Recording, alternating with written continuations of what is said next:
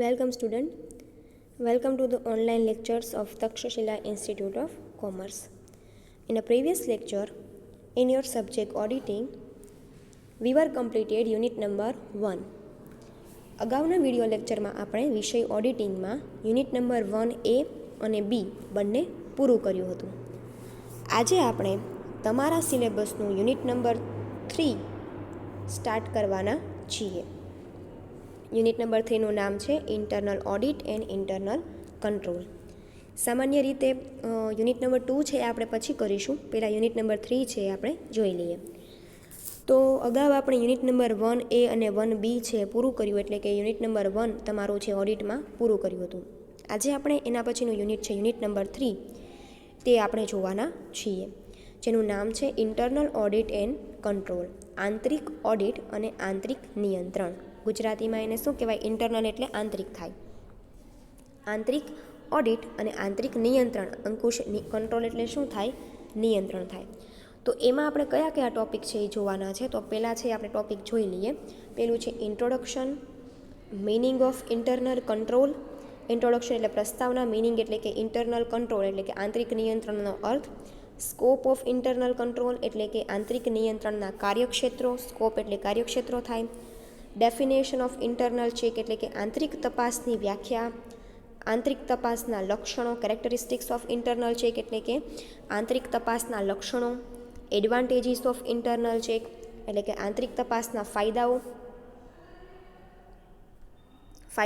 Limitations of internal check એટલે કે આંતરિક તપાસના ગેરફાયદાઓ. પછી જોવાનું છે ઇન્ટરનલ ચેક ફોર કેશ એટલે કે રોકડના સંદર્ભમાં આંતરિક તપાસ કેવી હોય છે. Internal check for wage payment, મજૂરીની ચૂકવણીમાં, વેજ એટલે મજૂરી, પેમેન્ટ એટલે ચૂકવણી, મજૂરીની ચૂકવણીમાં આંતરિક તપાસની પ્રક્રિયા. ઇન્ટરનલ ઓડિટ એટલે કે આંતરિક ઓડિટ. અને ડિફરન્સ બિટવીન ઇન્ટરનલ ઓડિટ અને સ્ટેટ્યુટરી ઓડિટ એટલે કે સ્ટેટ્યુટરી ઓડિટ એટલે શું થાય? કાનૂની ઓડિટ. અને ઇન્ટરનલ ઓડિટ એટલે કે આંતરિક ઓડિટ વચ્ચેનો તફાવત. તો આટલા ટોપિક છે તમારે યુનિટ નંબર 3માં સિલેબસમાં છે, જે આપણે આ યુનિટમાં જોવાના છીએ. તો આજે સ્ટાર્ટ કરીએ સૌથી પહેલાં ઇન્ટ્રોડક્શનથી. ઇન્ટ્રોડક્શનમાં શું કહે છે એ આપણે જોઈએ. With the increase in size and complexity of business, segregation of management from ownership, the adequate system of internal control is necessary for efficient management. With the increase in a size. Increase in a size એટલે શું? એટલે કે ભાઈ જેમ ધંધાની સાઇઝમાં એટલે કે કાર્યક્ષેત્રોમાં, ધંધાના કાર્યોમાં સાઇઝ એટલે કે વધારો થાય. ઇન્ક્રીઝ એટલે વધારો થાય છે. જેમ ધંધાના કાર્યોમાં વધારો થાય છે, ધંધાની સાઇઝમાં વધારો થાય છે, ક્ષેત્રમાં વધારો થાય છે. Complexity of business. કોમ્પ્લેક્સિટી એટલે ગુજરાતીમાં એને કહેવાય ગૂંચવણ. ગૂંચવણ કહેવાય ગુજરાતીમાં. શું કહેવાય? ગૂંચવણ. Of business. Segregation of management from ownership. Segregation એટલે શું થાય? અલગ થવું. Segregation of management from ownership. સામાન્ય રીતે જેમ આપણે ધંધામાં increase the size of business એટલે કે શું? ધંધાની સાઇઝમાં જેમ વધારો થતો જાય છે, ધંધાના કાર્યોમાં જેમ વધારો થતો જાય છે, ધંધાના કાર્યોની ગૂંચવણોમાં જેમ વધારો થતો જાય છે, તેમ સેગ્રેશન ઓફ મેનેજમેન્ટ ફ્રોમ ઓનરશિપ, તેમ માલિકીપણામાં. અને ઓનરશિપ એટલે શું થાય? માલિકી થાય. ઓનરશિપ એટલે માલિકી અને સંચાલન પણ એકબીજાથી શું થતા જાય છે? અલગ. સેગ્રેશન એટલે શું થાય? અલગ થતા જાય છે. An adequate system of internal control is necessary for internal efficient management of modern business undertaking. એટલે એ માટે એડિક્યુએટ એટલે કે ચોક્કસ સિસ્ટમ એટલે પદ્ધતિ ઓફ ઇન્ટરનલ કંટ્રોલ એટલે આંતરિક નિયંત્રણ ઇઝ નેસેસરી જરૂરી છે ફોર એફિશિયન્ટ મેનેજમેન્ટ ઓફ ચોક્કસ. એફિશિયન્ટ એટલે શું થાય? એકદમ ક્લિયર. ચોક્કસ મેનેજમેન્ટ એટલે સંચાલન ઓફ મોડર્ન બિઝનેસ અન્ડરટેકિંગ. વર્તમાન સમયમાં જેમ હવે આખું સેન્ટેન્સનું ગુજરાતી તમને કહું કે વર્તમાન સમયમાં જેમ બિઝનેસની સાઇઝ એટલે કે બિઝનેસનું ક્ષેત્ર વધતું જાય છે, કોમ્પ્લેક્સિટી એટલે કે બિઝનેસમાં જેમ ગૂંચવણો વધતી જાય છે, તેમ મેનેજમેન્ટ એટલે કે સંચાલન અને ઓનરશિપ એ પણ શું થતું જાય છે? એકબીજાથી અલગ થતું જાય છે.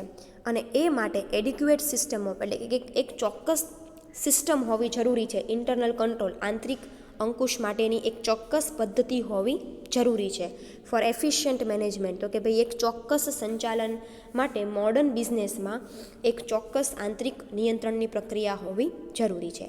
It become necessary two involve the internal means of securing desired control over accounting and other operation of business. It is necessary, તો કે અત્યારના સમયમાં મોડર્ન બિઝનેસમાં એ જરૂરી બન્યું છે ઇન્વોલ્વ એટલે કે જોડવું ધ ઇન્ટરનલ મીન્સ એટલે કે આંતરિક સાધનો ઓફ સિક્યોરિંગ ડિઝાયર કંટ્રોલ, એક ચોક્કસ જરૂરી કંટ્રોલ આંતરિક નિયંત્રણ રાખવા માટે અકાઉન્ટિંગ અને ઓપરેશન ધંધાના હિસાબો અને ધંધાના કાર્યો ઉપર, ઓપરેશન એટલે શું થાય, રોજબરોજના કાર્યો ઉપર અંકુશ રાખવા માટે એક ચોક્કસ આંતરિક સાધન હોવું જરૂરી છે, આંતરિક નિયંત્રણનું સાધન હોવું જરૂરી છે. As a whole, business as a whole, internal control is one of the basic factor in management of organisation. Internal control એટલે કે આંતરિક નિયંત્રણ એ વન ઓફ ધ બેઝિક એટલે કે એક ખૂબ પાયાનું પરિબળ છે for the management of organisation.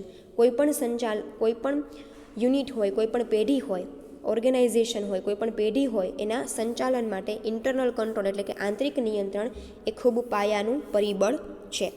Internal control is one of the basic factor in management of organisation. આંતરિક નિયંત્રણ એ કોઈપણ ધંધાનું એક પાયાનું સંચાલનનું સાધન છે. It has been compared with the nervous system of human body as it governs all the operation and policies and keep them within the participable performance range. શું કહે છે? તો કે ભાઈ વર્તમાન સમયમાં ખાસ આપણી જે બોડીની જે સિસ્ટમ છે, આપણી જે હ્યુમન માણસોની બોડીની જે સિસ્ટમ છે એની સાથે ઇન્ટરનલ કંટ્રોલની છે સરખામણી કરી છે. જેમ આપણા માણસની ઇન્ટરનલ બોડીને પણ, નર્વસ સિસ્ટમને પણ બેલેન્સની જરૂર હોય. ઇટ ગવર્ન્સ એટલે શું? એક પ્રકારે બેલેન્સ હોવું. All operation policy keep within the participable performance range. જેમ આપણી હ્યુમન બોડીને એક પ્રોપર ઇન્ટરનલ સિસ્ટમ, એક નર્વસ સિસ્ટમની જરૂર હોય છે, એવી જ રીતે ધંધાના દરેક ઓપરેશન, દરેક કાર્યો માટે પણ ગવર્ન્સ ઓલ ઓપરેશન્સ એન્ડ પોલિસી એટલે કે ધંધાની દરેક કાર્યો અને નીતિઓને એક રીતે સારું એવું રીતે પરફોર્મન્સ રેન્જમાં રાખવા માટે, સારી એવી રીતે પરફોર્મ કરવા માટે પણ ઇન્ટરનલ કંટ્રોલ છે એ જરૂરી છે. Broadly, the system of internal control may be classified into two broad categories. તો broadly એટલે કે ખૂબ વિશાળતાથી, broadly એટલે વિશાળતા થાય. Broadly, the system of internal control may be classified into two categories. Internal control એટલે કે આંતરિક નિયંત્રણની પ્રક્રિયાને મુખ્યત્વે બે ભાગમાં વિભાજિત કરવામાં આવ્યું છે. બ્રોડ કેટેગરી એટલે કે બે વિશાળ ભાગમાં વિભાજિત કરવામાં આવ્યું છે. Accounting control and administrative control. Accounting એટલે કે હિસાબી અંકુશ અને એડમિનિસ્ટ્રેટિવ એટલે કે સંચાલકીય અંકુશ. બરાબર? તો બે ભાગમાં મુખ્યત્વે ઇન્ટરનલ કંટ્રોલને છે એ બે ભાગમાં ડિવાઇડેડ કરવામાં આવ્યું છે, બે ભાગમાં વિભાજિત કરવામાં આવ્યું છે. પેલું અકાઉન્ટિંગ કંટ્રોલ એટલે કે હિસાબી અંકુશ અને બીજું એડમિનિસ્ટ્રેટિવ કંટ્રોલ એટલે કે સંચાલકીય અંકુશ. Internal check and internal audit are important constitute of internal control. Constitute એટલે શું? બંધારણ થાય. Constitute એટલે બંધારણ થાય. તો ઇન્ટરનલ કંટ્રોલના મુખ્ય બે બંધારણ છે. એક ઇન્ટરનલ ચેક એટલે કે આંતરિક તપાસ અને એક ઇન્ટરનલ ઓડિટ એટલે કે આંતરિક ઓડિટ. તો કે ભાઈ ઇન્ટરનલ કંટ્રોલના બંધારણના મુખ્ય બે ભાગ છે કે મુખ્ય બે ઘટકો છે. પહેલું છે ઇન્ટરનલ ચેક એટલે કે આંતરિક તપાસ અને બીજું છે ઇન્ટરનલ ઓડિટ એટલે કે આંતરિક audit. Internal check is built in a system itself, whereas internal audit is conducted after transaction have been taken. Internal check છે એ ક્યારે થાય? ઇન્ટરનલ ચેક બિલ્ડ એટલે શું થાય? બિલ્ડ એટલે આપણે એમ કહીએ ને કે બનાવવું, શરૂ થવું, બિલ્ડ કરવું. તો internal check is build in a system it self. Internal check છે, આંતરિક તપાસ છે એ ત્યારે જ શક્ય બને, આંતરિક તપાસની પ્રવૃત્તિ ત્યારે જ શરૂ થાય. Whereas internal audit conduct after transaction have been taken. આંતરિક તપાસ થઈ જાય પછી જ કોઈપણ ધંધામાં આંતરિક ઓડિટનું કાર્ય છે એ શરૂ થાય. આંતરિક તપાસમાં શું હોય? આંતરિક તપાસમાં તમે જે કાંઈ પણ વ્યવહારો લખ્યા છે એ હિસાબી ચોપડા ઉપર સાચી રીતે તેની પહેલાં નોંધ કરવામાં આવે છે અને ઇન્ટરનલ ઓડિટ શું છે? જે વ્યવહારો transaction have been taken place, જે વ્યવહારો થઈ ચૂક્યા છે, જે વ્યવહારોની નોંધ થઈ ચૂકી છે, એ વ્યવહારોનું ઓડિટ છે એ ઇન્ટરનલ ઓડિટમાં કરવામાં આવે છે. સો ઇન્ટરનલ ઓડિટના મુખ્ય બે ઇન્ટરનલ કંટ્રોલ સિસ્ટમ છે એના મુખ્ય બે પાર્ટ પડે છે. ઇન્ટરનલ કંટ્રોલ છે એ મેઇન છે. આ ઇન્ટરનલ કંટ્રોલ છે જેના મુખ્ય બે પાર્ટ્સ પડે છે, એક છે ઇન્ટરનલ ચેક અને એક છે ઇન્ટરનલ ઓડિટ. તમારા ત્રણેય વિષય છે એ જોવાનું છે. ઇન્ટરનલ કંટ્રોલ એટલે આંતરિક નિયંત્રણ થાય. આંતરિક નિયંત્રણના બે વિભાગો પડે છે. They are divided into 2 parts. First is internal check એટલે કે આંતરિક તપાસ, અને સેકન્ડ ઇઝ ઇન્ટરનલ ઓડિટ એટલે કે આંતરિક ઓડિટ. હવે આપણે જોઈએ the meaning of internal control. Internal કંટ્રોલનો અર્થ છે શું થાય છે. બે જ ડેફિનેશન છે એ તમારે યાદ રાખવાની છે. આંતરિક નિયંત્રણ. મિનિંગ ઓફ ઇન્ટરનલ કંટ્રોલ એટલે કે આંતરિક નિયંત્રણની વ્યાખ્યા. Internal control is best regard as indicating the whole system of control. આંતરિક નિયંત્રણ is a best regard as including the whole system of control. Best regard એટલે કે શેના માટે? Indicating the whole system of control. Whole એટલે આખી, system એટલે કે પદ્ધતિ, કંટ્રોલ એટલે અંકુશ. ધંધાની આખી પ્રવૃત્તિના અંકુશ માટે internal control is the best regard, best way છે, બેસ્ટ સાધન છે. Financial and otherwise established by management in conduct of business including internal check, internal audit and other form of control. શું કહે છે? તો કે ભાઈ ધંધાની ફાઇનાન્શિયલ એટલે કે ધંધાની નાણાકીય બાબત હોય, અધરવાઇઝ બીજી કોઈ પણ બાબત હોય, establish by the management in conduct of, management દ્વારા એટલે કે સંચાલક દ્વારા એક આખી પદ્ધતિ છે એનું એસ્ટાબ્લિશમેન્ટ, સ્થાપના કરવામાં આવી છે in the conduct of business including internal check, internal audit and other form of control. ધંધાની અંદરના દરેક વ્યવહારો ઉપર શું કહે છે? ઇન્ટરનલ કંટ્રોલ છે એ ધંધાની આખી સિસ્ટમ છે, હોલ સિસ્ટમ, આખી સિસ્ટમ છે એના ઉપર કંટ્રોલ રાખવા માટે, એની ફાઇનાન્શિયલ બાબતો ઉપર અને બીજી અન્ય બાબતો ઉપર કંટ્રોલ રાખવા માટે મેનેજમેન્ટ એટલે કે સંચાલકે ધંધામાં ઇન્ટરનલ ચેક એટલે કે આંતરિક તપાસ અને આંતરિક ઓડિટ જેવી પદ્ધતિઓને અંકુશ માટે ઉપયોગ કર્યો છે. સિમ્પલ ફોર્મમાં એમ કહેવા માગે છે, જો હું સરળ ભાષામાં ગુજરાતીમાં કહું તો ઇન્ટરનલ કંટ્રોલ એટલે કે એવી બાબત છે કે જે ધંધાની આખી સિસ્ટમ છે, હોલ સિસ્ટમ છે, એ પછી ફાઇનાન્શિયલ હોય, નોન ફાઇનાન્શિયલ હોય, ધંધાના કર્મચારીઓ પર અંકુશ રાખવાની વાત હોય કે ફાઇનાન્શિયલી અંકુશ રાખવાની વાત હોય, દરેક બાબતો ઉપર કંટ્રોલ રાખવાનું કામ કરે છે. મેનેજમેન્ટ છે એ કંટ્રોલ છે એ શેના દ્વારા, મેનેજમેન્ટ જે છે એ કંટ્રોલ શેના દ્વારા રાખે છે? Management established business including internal check and internal audit. Internal check અને ઇન્ટરનલ ઓડિટ જેવી પદ્ધતિઓનો ઉપયોગ કરીને મેનેજમેન્ટ છે એ દરેક ફાઇનાન્શિયલ બાબતો ઉપર અંકુશ રાખવાનું કામ કરે છે. બીજી વ્યાખ્યા છે internal control is the whole system of control. તો કે ભાઈ ઇન્ટરનલ કંટ્રોલ એટલે કે આંતરિક નિયંત્રણ એ આખા નિયંત્રણની એક એવી પ્રક્રિયા છે, financial and otherwise of company એટલે કે કંપનીની નાણાકીય બાબત હોય કે બીજી કોઈ પણ અન્ય બાબત હોય, in order to carry on the business of company in orderly manner. એટલે કે ધંધાની દરેક બાબતોને ઓર્ડરલી એટલે કે સિક્વન્સલી, ઓર્ડરલી કેરી આઉટ કરવા માટે, ઓર્ડરલી શરૂ રાખવા માટે, ધંધાની સમગ્ર પ્રક્રિયાને એક રીતે ચાલુ રાખવા માટે વ્યવસ્થિત રીતે ઓર્ડર ટુ કેરી આઉટ એટલે કે વ્યવસ્થિત રીતે ચલાવવા માટે, સેફ્ટી ગાર્ડ ઇટ્સ અસેટ્સ એટલે કે ધંધાની મિલકતોનું રક્ષણ માટે. સેફ્ટી ગાર્ડ એટલે શું થાય? રક્ષણ થાય. એસેટ્સ એટલે શું થાય? મિલકતો. ધંધાની મિલકતોના રક્ષણ માટે and secure as far as possible the accuracy and reliability of record. અને શક્ય હોય ત્યાં સુધી ધંધાના જેટલા હિસાબી રેકોર્ડ છે ધંધાના જેટલા હિસાબી રેકોર્ડ છે એની એક્યુરસી એટલે ચોકસાઈ અને રિલાયબિલિટી એટલે કે વિશ્વસનીયતા પ્રાપ્ત કરવા માટે. તો ઇન્ટરનલ કંટ્રોલ છે એ શું છે? તો કે ઇન્ટરનલ કંટ્રોલની જે આ વ્યાખ્યા છે એને the council of institute of chartered accountants of India and walls એને આપને છે આ વ્યાખ્યા ઇન્ટરનલ કંટ્રોલની આપેલી છે. ફરી એક વખત રિપીટ કરું છું. Internal control is a whole system.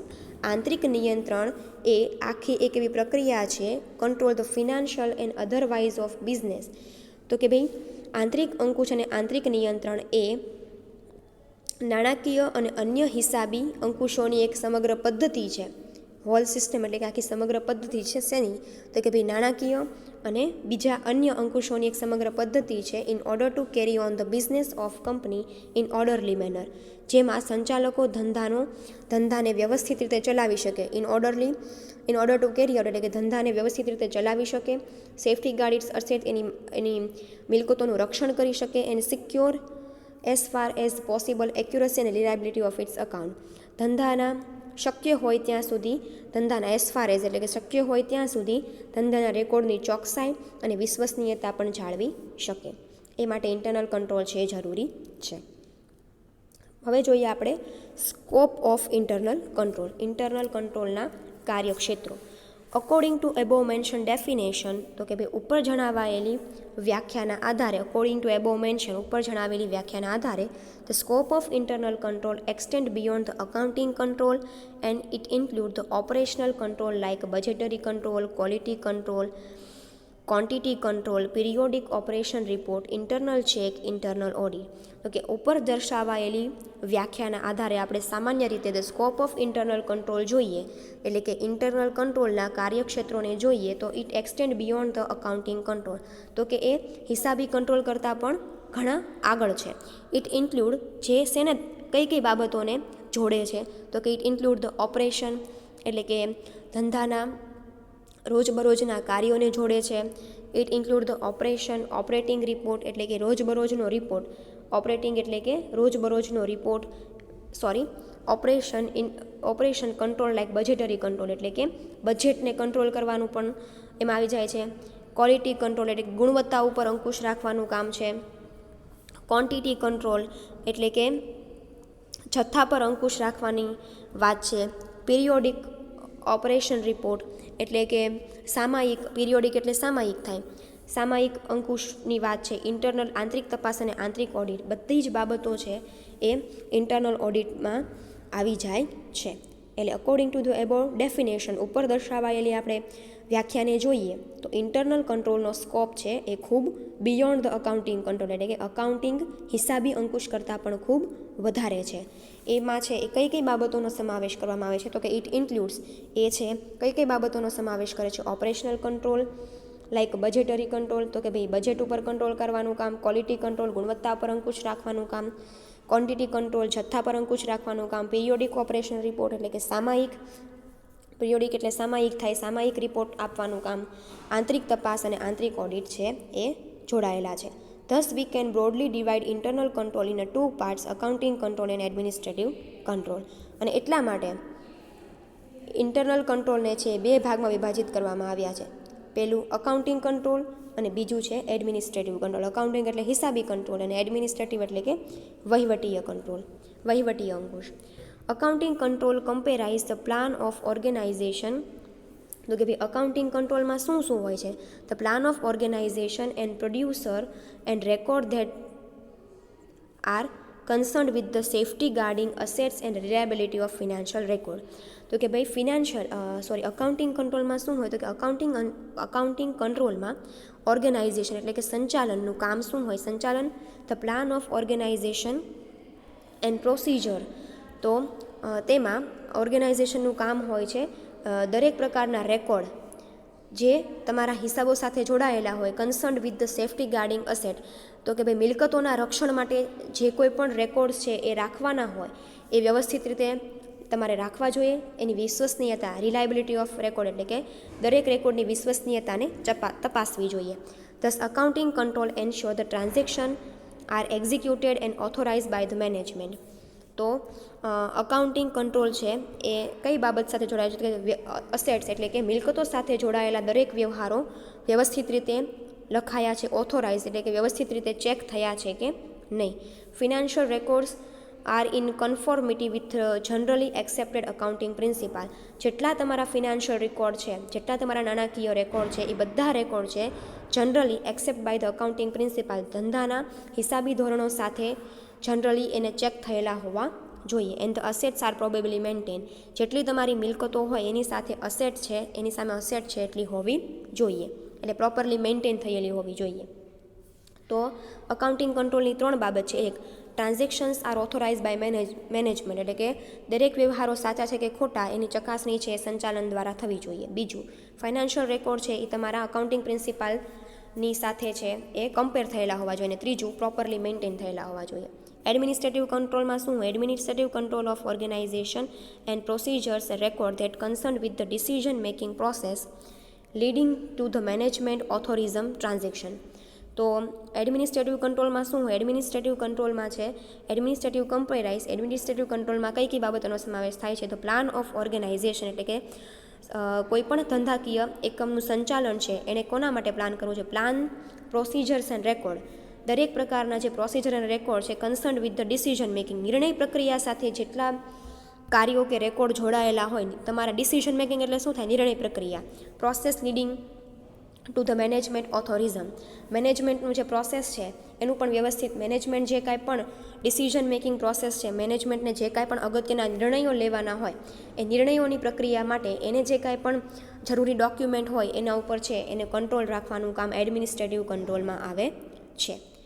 તો an auditor should have check in a detail effectiveness of accounting control. તો ઓડિટરે શું કરવું છે? ઓડિટરે બંને બાબતોનું છે એ ઇફેક્ટિવલી છે એ ચકાસણી કરવી જોઈએ.